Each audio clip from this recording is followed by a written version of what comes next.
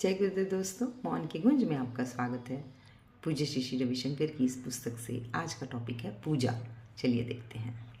लोक और ऊपर उठने के लिए उसके ऊपर स्थान की आवश्यकता होती है।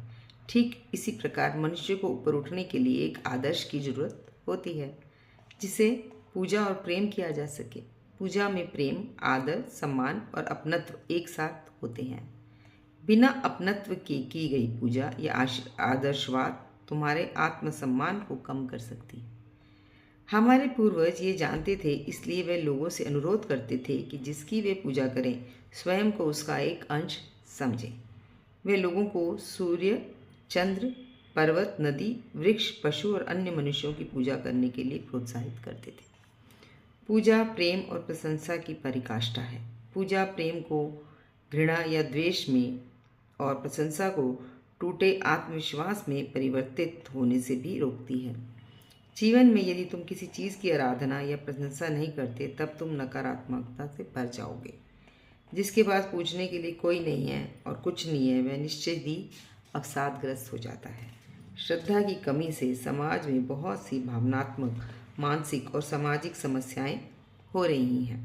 यदि तुम्हारे जीवन में कुछ श्रेष्ठकर ना हो तब निश्चय ही स्वार्थ, अहंकार और हिंसा की ओर बढ़ने लगोगे। समाज में एक दूसरे की प्रशंसा और सम्मान करने से तनाव कम होता है और करुणा या प्रेम में वृद्धि होती है। पिछली शताब्दी में पूजा करना असभ्य और मूर्खतापूर्ण समझा जाता था। पूजा को दास मानसिकता की उपज समझा जाता था। वास्तव में ये बिल्कुल ही विपरीत है। पूजा केवल कृतज्ञता से ही हो सकती है, ना कि अधीनता से। पूजा वास्तव में परिपक्वता का प्रतीक है, ना कि दुर्बलता का।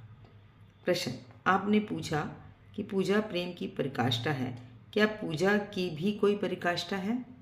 पूजा की पराकाष्ठा आत्मज्ञान और समाधि है। दोस्तों, पूजा हमारे में ही श्रद्धा उत्पन्न करती है। हमारी श्रद्धा हमारे विश्वास को बढ़ाती है। तो हम किसी भगवान की पूजा कर रहे हैं तो उनके लिए कुछ अच्छा नहीं कर रहे, अपने लिए अच्छा कर रहे हैं। मनन करिए और सोचें। जय गुरु।